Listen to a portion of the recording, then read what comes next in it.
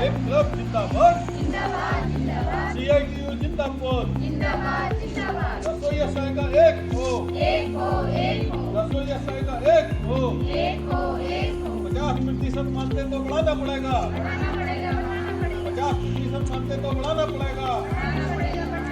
हम अपना अधिकार मांगते हम अपना अधिकार मांगते विप्लव जिंदाबाद।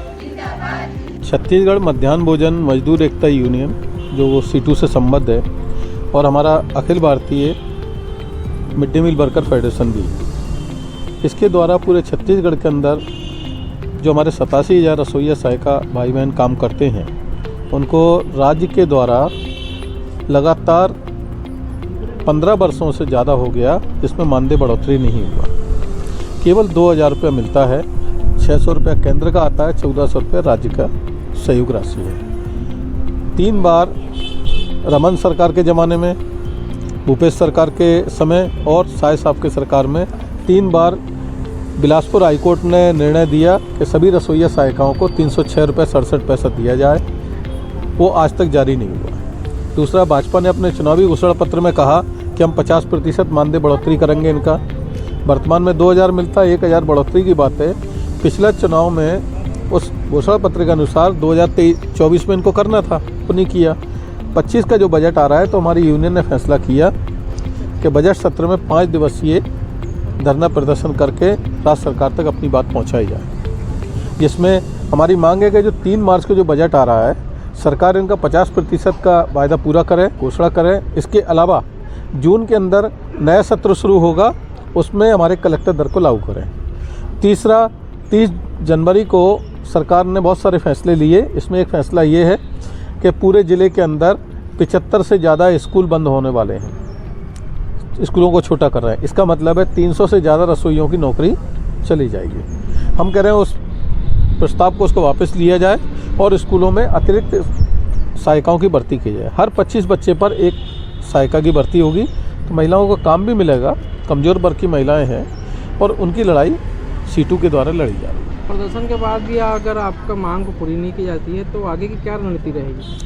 देखिए, राज्य सरकार अगर प्रदर्शन के बाद भी ये मांग पूरा नहीं करती, इसका मतलब है वो जनहितैषी सरकार नहीं है, मजदूरों के खिलाफ सरकार है, गरीबों वंचितों के लिए नहीं है।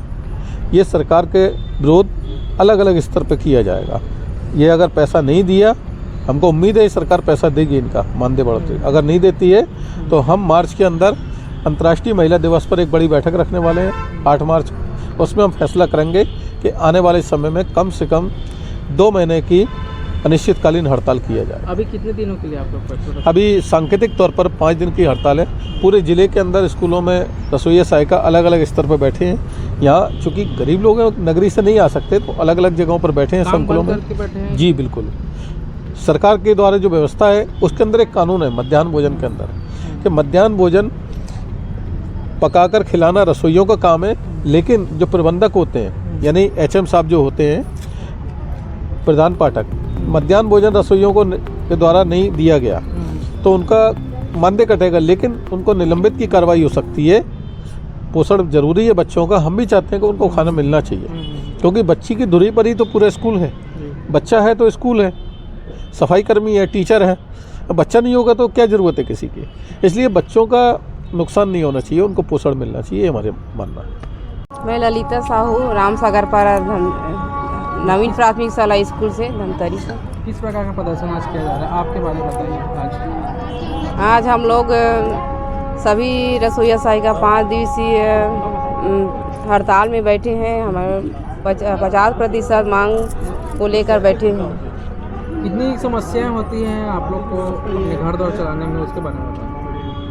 हम लोग को बहुत बड़ी समस्या हो जाती है। हमारी महंगाई इतनी बढ़ गई है कि हम लोग 2,000 रुपये में हम लोग कुछ नहीं कर सकते। और हमारी मांग है कि हमारे 50% की बढ़ोतरी हो, और जो हाई कोर्ट में का आदेश दिए हैं कि 306 रुपये हो, वो सरकार उसको पूरा करे।